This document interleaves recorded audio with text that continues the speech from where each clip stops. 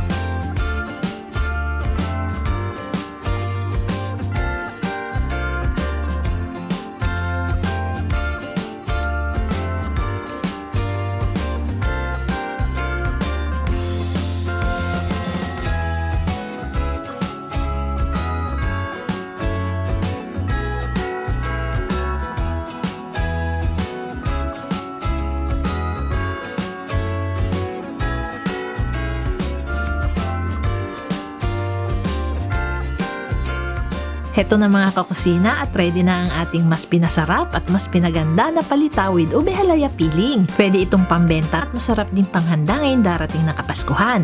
Kaya itry nyo na rin po ang recipe. Thank you for watching. Kain po tayo!